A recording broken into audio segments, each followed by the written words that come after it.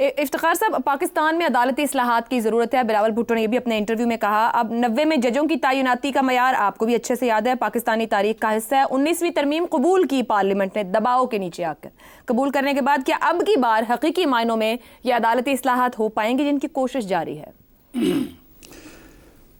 बड़े मज़े की बात है कि बात हो रही है बेहतरी की तरफ, बात हो रही है पाकिस्तान के अवाम के मसाइल के हवाले से कि उनको इंसाफ बर वक़्त नहीं मिलता।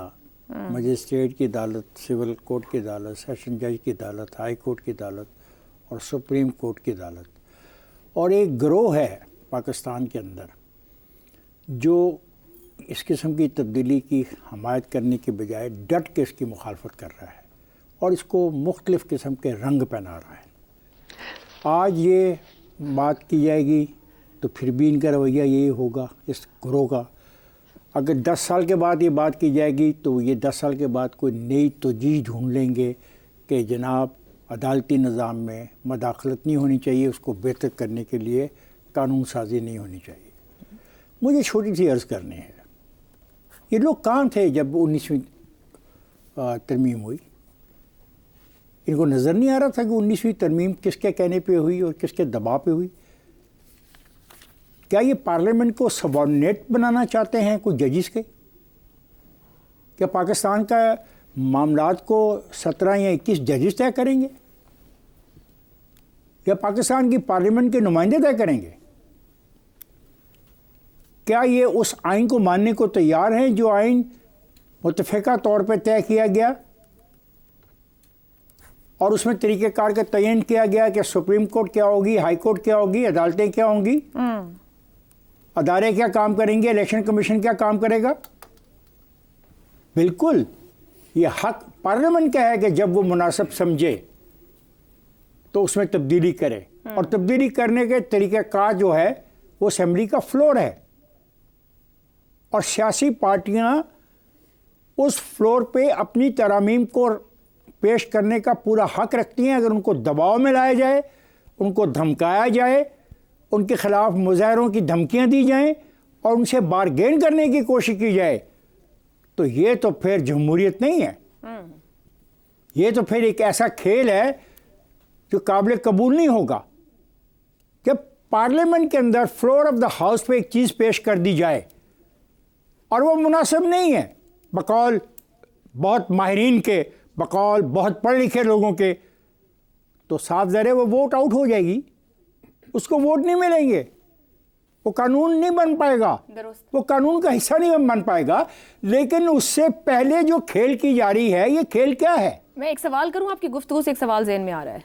हम इदारों के अंदर ऊपर जब जैगम साहब ने बात की, हम एक कह रहे हैं कि सेंस मेकिंग वाला मामला, कोई इदारा किसी दूसरे को इदारे को कमज़ोर कर सकता है या हर इदारे को अपने इख्तियार के मुताबिक अपने आप को खुद स्ट्रेंथन अप करना है? मतलब हर इदारा अपनी जगह इतना मजबूत है होना चाहिए उसको इस वजह से कि दूसरा इदारा उसे कमज़ोर कर लेगा। सबसे बड़ी बात है कि पार्लियामेंट सबसे बड़ा इदारा है, बाकी तमाम इदारे पार्लियामेंट के ताबे हैं, आइन के ताबे हैं और आइन के ताबे जो अदारे होंगे जब वहाँ पे तब्दीली की ज़रूरत उनमें होगी तो वो बात पार्लियामेंट में जाएगी, पार्लियामेंट फैसला करेगी। यहाँ पे तो कहा जा रहा है कि पार्लियामेंट को फैसला करने का हक ही नहीं है, ये गलत हो रहा है।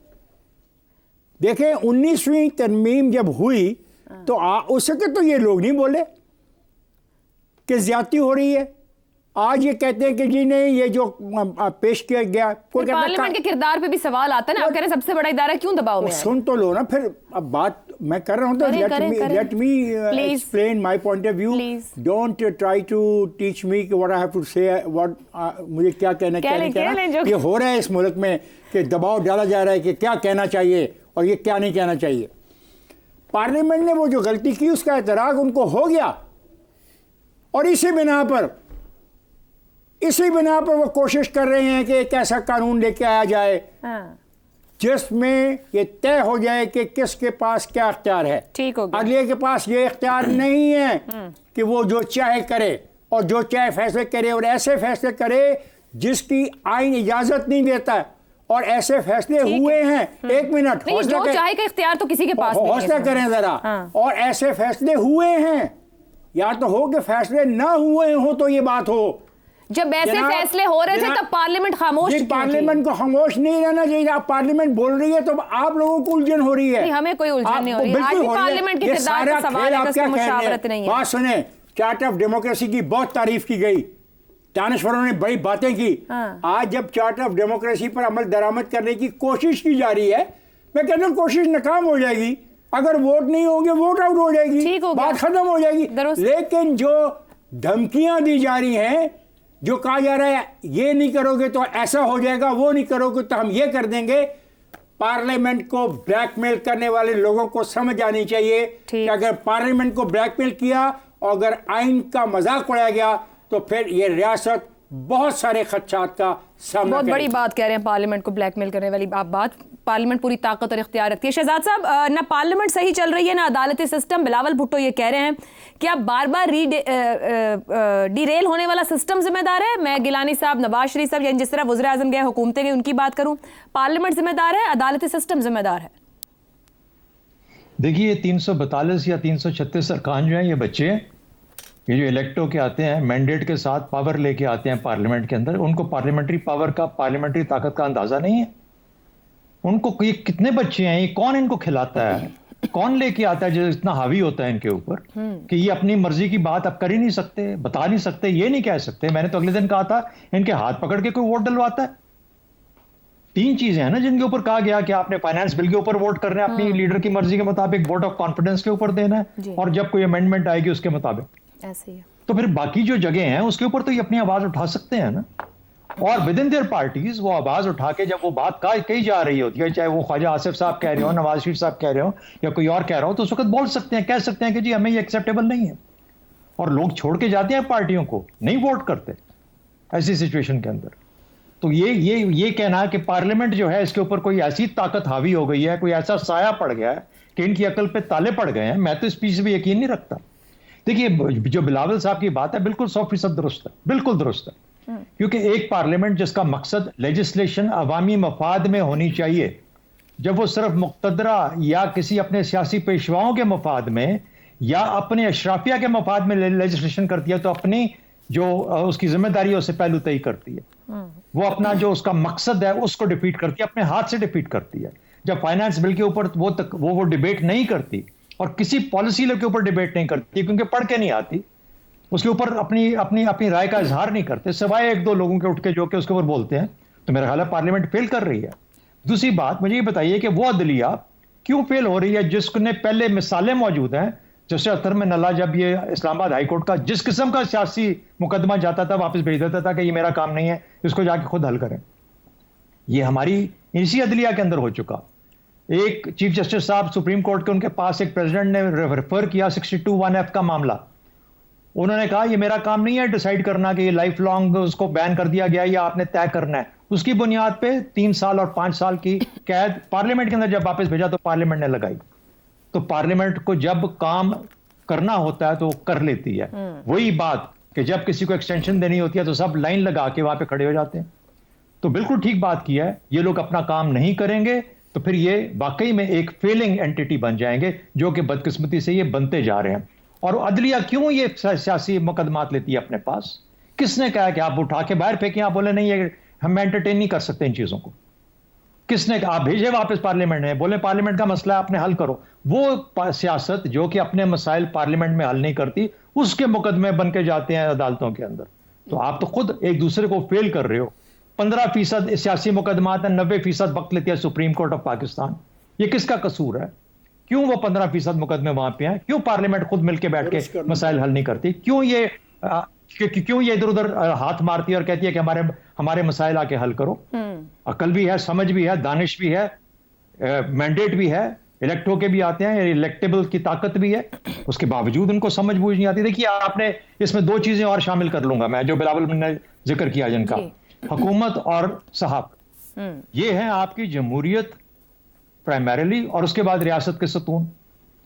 अगर पार्लियामेंट के पास इखलास आ जाए, अदलिया के पास आजादी आ जाए, सहाफत के पास दयानत आ जाए और हुकूमत के पास एक मौसर गवर्नेंस आ जाए, तो हम अभी भी अपने जो डी ट्रैक हुए हैं अपने वापस रास्ते पे आ सकते हैं। ये मुश्किल नहीं है, ये सिर्फ अपनी नीयतों का मामला है। अगर नीयतें दुरुस्त कर लें ये लोग, तो यही निज़ाम जो इस वक्त एग्जिस्ट करता है, आप बड़ी आसानी से इसको आहिस्ता आहिस्ता उस लेवल पे ले जा सकते हैं जहां पर इंटायरली आपके हाथ में ये तमाम ताकत होगी कि आप मुल्क का डायरेक्शन मुतय्यन कर सकते हैं। कोई बाहर से आके नहीं बताएगा कि किस रास्ते पे आपको चलना है। दुरुस्त हो गया।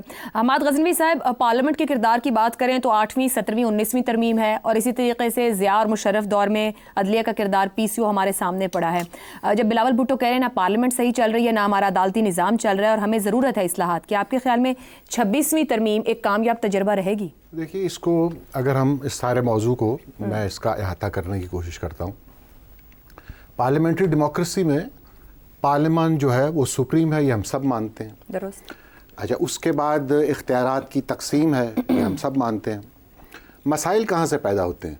ये ठीक है कि हम तमाम इदारों में कुछ ना कुछ कसर बाकी है, उनको अपनी परफॉर्मेंस बेहतर बनाने की ज़रूरत है। जैसे हम पार्लियामेंट की बात करते हैं, मसलन पार्लियामेंट को कभी ना कभी किसी न किसी मौके पर एज ए यूनिट भी तो बिहेव करना चाहिए ना। एक पार्लियामेंट जब वो इकट्ठी हो जाए, जब हम पार्लियामेंट में बैठे हुए लोग ये कहना शुरू कर दें कि हम आपकी शक्ल भी नहीं देखना चाहते, हम उस छत के नीचे नहीं रहना चाहते जहां आप मौजूद होंगे, तो ये पार्लियामेंट की कमज़ोरी समझी जाती है और बिल्कुल ठीक समझी जाती है। इसको दूर करने की ज़रूरत है। दोस्त कह रहे हैं कि पार्टिसिपेशन ज़्यादा होनी चाहिए, तैयारी करनी चाहिए, ये सारी बातें दुरुस्त। ये अदालतों का रवैया जो है ये हमने देखा है, ये तो अब हम तजर्बात की बात कर रहे हैं। ये हम मफरूज़े पे नहीं चल रहे कि जो आएगी तरमीम उसमें यूँ होगा और जो उसका पहला कॉन्स्टिट्यूशनल कोर्ट का चीफ जस्टिस होगा वो फाइज़ ईसा को बनाने की तैयारी की जा रही है। इस तरह की गुफ्तगू नहीं, ये तो हमने चले देखेंगे ना, जब होगा तो हम देखेंगे। लेकिन जो हो चुका है मैं उसकी बात कर रहा हूँ। इस मुल्क में ये तो तमाशा हुआ ना, आज तक आप देखिए कि मार्शल लॉज पार्लियामेंट इतने सारे साल खामोश क्यों रही? जी, पार्लियामेंट 35 साल तो मौजूद ही नहीं रही इस मुल्क में। मैं आपसे अर्ज कर रहा हूँ कि आप हमारे सियासतदानों को फांसियाँ लगी, उनको सजाएं हुई, हमारा एक मेन पॉलिटिशियन इस वक्त भी जेल में है। ये सब चीज़ें हमने देखी है ना। हमारा इनका तो एहतसाब ही हो रहा है सियासतदानों का, ये अयूब खोड़ो से शुरू होकर आज तक एहतसाब हो रहा है। ये सियासतदानों का, ये पार्लियामान का, ये उनके नुमाइंदों का ही एहतसाब भी हो रहा है आज तक, और उनके पर काटने की एक मुसलसल जिद्दोजहद होती है। उसूली बात तो ठीक है कि आप कहिए कि हमने कॉन्स्टिट्यूशनल अमेंडमेंट पेश करनी है, उसकी डिटेल्स पे बात होनी चाहिए, इतनी उजलत क्यों है, ये टाइमिंग सारी, ये सारी बातें ठीक है। लेकिन आप ये भी तो समझिए कि मुल्क में हो क्या रहा है। जब रूल्स ऑफ गेम बनते हैं तो क्या दोनों फरीकैन पे अप्लाई नहीं होते? ये तो नहीं हो सकता कि एक बॉलर जो है उसको इजाजत हो कि तू वहां जाके गेंद कर ले, दूसरे की नो बॉल हो जाएगी। इस तरह नहीं होता। एक ही लाइन होती है, उसी पर लोगों को खड़ा होना होता है कि ये कुछ और भी एक मुल्क में झगड़ा हो रहा है ना इदारों के दरमियान, तो वो पर्सपेक्टिव भी आपको देखना चाहिए। ये नहीं हो सकता कि हम एक पार्लियामान पे तनकीद शुरू कर दें या हुकूमत पर और दूसरी साइड को हम कहें कि ये सती सावित्री है। जी शहजाद साहब, कुछ कहना चाह रहे हैं आप? देखिए, फेलिंग आर्ग्यूमेंट है माजरत के साथ। उसकी वजह सिर्फ यह है कि 19वीं तरमीम क्या जाके अदलिया ने खुद वोट डाल के पास करवाई थी पार्लियामेंट से? वो वक्त था ना सियासी लीडरान के लिए और पार्लियामेंट के लिए खड़ी होती है। 35 साल तक जिस मुल्क में पार्लियामेंट ही ना हो वो डरी नहीं होती। मर्जी किया था। अगर कोई ब्लैकमेल हो रहा है, अगर कोई खुद ब्लैकमेल हो जाता है तो उसका मतलब कैरेक्टर की बहुत कमजोरी है। अब वो ठीक कर रहे हैं, कमजोर है जो ब्लैकमेल करना चाह रहे हैं ना, अब वो ठीक करना चाह रहे हैं। नहीं, वो ठीक अभी बात नहीं है। अभी बात अब क्या उलझन है? अभी भी बताता हूँ। अब क्या उलझन है? अभी बताता हूँ। Rules of the game her match से पहले नहीं बदल सकते। कौन सा rules of the game concept रखे। मुझे नहीं समझ आते कि चार्टर ऑफ डेमोक्रेसी कब, रूल्स ऑफ द गेम बन गए, चार्टर ऑफ डेमोक्रेसी पर अमल होने दो।